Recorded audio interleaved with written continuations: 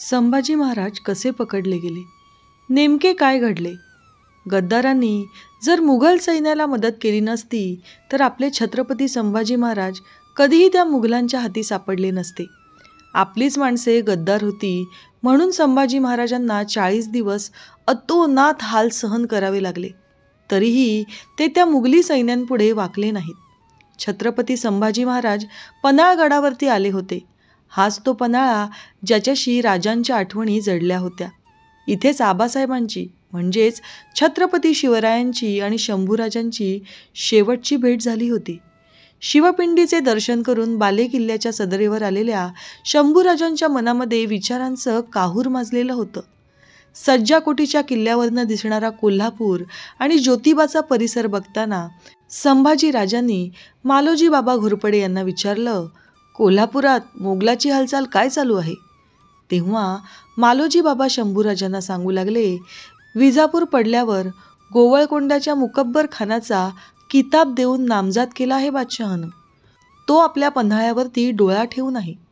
कोल्हापुरात असलेल्या मुकब्बर खानाच्या या स्थळावरती संभाजी महाराजांना कैद करण्याची गुप्त योजना आखली जात होती. पण याची संभाजी महाराजांना जराशीही कल्पना नव्हती. आता हळूहळू दिवस ढळू लागला होता आणि सायंकाळ होऊ लागली होती. संध्याकाळचा प्रहर सुरू होताच पन्हाळगडाचे दरवाजे हळूहळू आता बंद होऊ लागले होते. गडाच्या पायथ्याशी असलेल्या झोपड्यांमध्ये आता दिवे पेटू लागले होते. सर्वत्र अंधार पडलेला, पण सुंदर दिसणारं वातावरण पाहून महाराज आता मागे वळू लागले होते. इतक्यात पायऱ्या झपाझप चढत एक तरुण मावळा वर आला. राजे, आपल्या रायगडाला वेढा पडला आहे. आपल्याला धावून लागलेला दम थांबवत संकटाची माहिती देत तो मावळा महाराजांना सांगत होता. अचानक राजांच्या मनामध्ये विचारांचं काहूर सुरू झालं. येसूबाई, बाळराजे, चांगोजी, जोत्याजी, पूर्ण रायगडच राजांच्या डोळ्याभोवती उभा राहिला. अगदी क्षणाचाही विलंब न करता राजे झपाझप उतरू लागले. अगदी काहीच वेळात फौज सिद्ध झाली. त्या फौजेला राजानं रायगडाच्या रोखानं जाण्यास सांगितलं. काही निवडक मावळ्यांना सोबत घेऊन शंभूराजे पन्हाळगडावरनं रायगडाच्या दिशेला जायला निघाले. पन्हाळ्यापासून 32 शिराळा वाई महाड मार्गावरती औरंग्याच्या फौजा होत्या. संगमेश्वर शिवाय दुसरी कोणतीच वाट नव्हती जी रायगड जवळ करायला होती. संभाजी महाराज, कवी कलश तसेच इतर निवडक मावळ्यांसोबत संगमेश्वराच्या दिशेने महाराज निघाले. घोडा धावत होता, पण राजांच्या मनामध्ये मात्र विचारांचं काहूर होतं. संभाजी राजांच्या सोबतीने चालणाऱ्या कवी कलशला आणि मागे धावणाऱ्या मावळ्यांना ही कल्पनाच नव्हती. रात्रभर कोल्हापूरच्या तळावर असणाऱ्या मुकरब खानाला छत्रपती कुठे आहेत, त्यांच्यासोबत किती मावळे आहेत याची सर्वच खडानखडा माहिती अगोदरच मिळालेली होती. आपल्या निवडक मावळ्यांसोबत संभाजी महाराज संगमेश्वराला येऊन पोहोचले. संगमेश्वरला त्यांनी सरदेसाईंच्या वाड्यामध्ये मुक्काम केला. संभाजी महाराज संगमेश्वरमध्ये आहेत आणि त्यांच्यासोबत अगदीच निवडक मावळे आहेत. ते रायगडावर पोचण्याआधी त्यांना कैद करण्याची ही आता चांगलीच संधी आहे.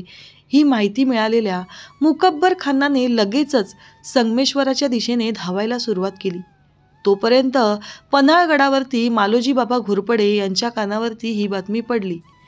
5000ची फौज घेऊन मुकरब खान आणि त्याचा मुलगा शंभूराजांना कैद करण्यासाठी संगमेश्वराच्या दिशेने जात आहे. ही बातमी ऐकताच मालोजी बाबांच्या पायाखालची जणू जमीन सरकली. त्यांच्या काळजात धस्स झालं. काहीही झालं तरी आपल्या राजाला वाचवायलाच हवं म्हणून मालोजी बाबा आपला मुलगा संताजी घोरपडे आणि बहिर्जी घोरपडे यांना घेऊन शक्य तितक्या मावळ्यांसह संगमेश्वराच्या दिशेने लगेचच आडवाटेने जायला निघाले. मुकब्बर खानाची फौज संगमेश्वरला पोचण्याच्या अगोदरच मालोजी बाबा घोरपडे संगमेश्वरमध्ये येऊन दाखल झाले होते. बेफाम घोड्यांना पळवत मुकब्बर खान आणि त्याचा मुलगा संगमेश्वराच्या वेशीमध्ये घुसले.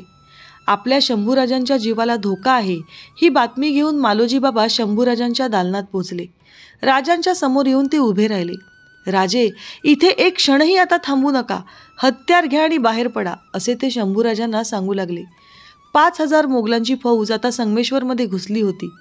आपल्या राजांपर्यंत या मोगली सरदारांना काहीही झालं तरी पोचू द्यायचं नाही असं ठरवून मावळे त्या सैन्यावरती तुटून पडले. त्यांनी आपल्या तलवारीनं त्या मुघलांच्या फौजांना आडवं करायला सुरुवात केली. आपल्या मराठी स्वराज्यासाठी मालोजी बाबा घोरपडे त्या मुघलांच्या सैन्यांशी त्यांच्या सैन्यात घुसून झुंज देत होते. संभाजी महाराजांना त्या मोगलांच्या सैन्यापासून वाचवण्यासाठी जीवाच्या आकांतानं लढणाऱ्या मालोजी बाबांनी शंभूराजांना नावडी नदीच्या दिशेने जाण्यासाठी स्वतः मुघलांच्या सैन्याचा निकराने सामना करण्याचे ठरवले. पण दुर्दैवाने त्या मुघलांशी लढता लढता मालोजी बाबा घोरपडे छातीवर झालेल्या असंख्य वारांनी घायाळ होऊन जमिनीवर कोसळले. संभाजी महाराजांना वाचवण्यासाठी मालोजी बाबा घोरपडे यांनी स्वतःचं बलिदान दिलं.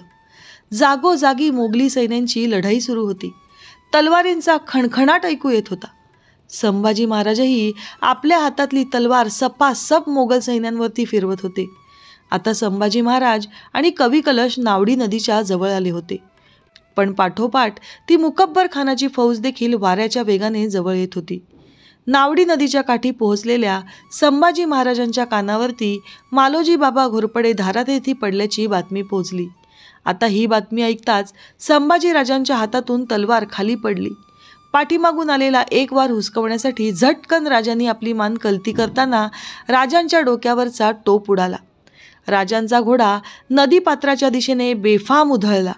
पण पात्रात उतरावं तर संपूर्ण नदीकाठ नंग्या तलवारी घेतलेल्या त्या सैन्यांनी अगोदरच व्यापलेला होता. घोडा फिरवलेल्या संभाजी महाराजांना संताजी आणि बहिर्जी घोरपडे सावलीसारखे आपल्या पाठीमागून येताना दिसले. त्यांना पाहताच महाराज ओरडले, "इथे थांबू नका, रायगड गाठा. मिळेल ते मावळे गोळा करा आणि रायगडाला वाचवा. निघा निघा, इथे थांबू नका, अगोदर रायगड गाठा." काळीज हेलावून गेलेले संताजी ओरडले, "काहीही झालं तरी आपल्या राजाला या दुश्मनाच्या तावडीमध्ये सापडू देणार नाही." इतक्यात शंभूराजे म्हणाले, "तुम्हाला माता जगदंबेची आण आहे, हा आमचा हुकूम आहे. इथून निघा, रायगडाकडे वळा आणि रायगडाला वाचवा." न राहून संताजी राजांना मुजरा करून पुन्हा रायगडाकडे वळले. बहिर्जीही त्यांच्या पाठोपाठ रायगडाकडे निघाले. इथे परिस्थिती बिकट होती. जागोजागी देह पडले होते. संगमेश्वराच्या बाहेर जाण्याचे सर्व मार्ग आता शत्रूकडून रोखले गेले होते. आता एकच पर्याय समोर दिसत होता, तो म्हणजे लढणे आणि लढणे. सर्वत्र तलवारींचा आवाज घुमत होता. तितक्यात कुठून तरी आलेला एक तीर कवी कलशाच्या दंडा, त्यामुळे कवी कलश घोड्यावरून खाली कोसळले. ते कोसळताना ओरडले, "राजन, मैं गिर गया." कलशाचे ते शब्द कानी पडताच आपल्यावर होणारे वार चुकवत राजे कवी कलशाच्या जवळ आले. शंभूराजांनी त्यांना जवळ घेतले. कवी कलशानं हातामध्ये घुसलेला तो तीर कधीच काढून फेकलेला होता. सर्वत्र रक्त रक्त झाले होते, पण मुठीतले हत्यार मात्र त्यांनी सोडले नव्हते. राजांच्या आजूबाजूला आता एवढं मोगल सैनिक झालं होतं की त्यातल्या अनेकांना तर आता हत्यार फिरवणंही शक्य नव्हतं. संभाजी महाराजांच्या आजूबाजूला मोगली सैन्यांचा पूर्ण विळखाच पडला होता. त्यांच्या जखमी अंगाभोवती आता कित्येक भाल्यांची टोकं आली होती. इतक्यात त्या गर्दीतून मुकब्बर खानाचा मुलगा पुढे आला. तळपत्या नजरेने शंभूराजे आपल्या तलवारीकडे पाहत होते. इतक्यात त्यानं राजांना म्हटलं, "तलवार रख दो." पण राजांनी क्षणभरही हालचाल केली नाही. "रख दो तलवार." असं म्हणत तो मुकब्बर खानाचा मुलगा राजांचे केस हातात पकडून गदागदा हलवू लागला. त्यावेळी राजांनी आपली जळजळीत नजर त्या खानावरती टाकली. ती नजर पाहून शंभूराजांच्या हातातील तलवार कधीही आपल्या मानेचा खात्मा करेल ही त्याला भीती वाटली. तो 2 पावलं मागे हटला. त्याने फौजेला सांगितलं, "पहिले कैद करो, फिर हत्यार ले लो." आणि त्यानंतर लांबूनच दोरखंड फेकले गेले. राजांना कैद केले गेले. राजांच्या हातातील तलवार हिसकावून घेतली गेली. मावळे आपल्या राजांना वाचवण्यासाठी लढता लढता कोसळले होते. कवी कलश आणि संभाजीराजे मोगलांच्या कैदेत सापडले होते.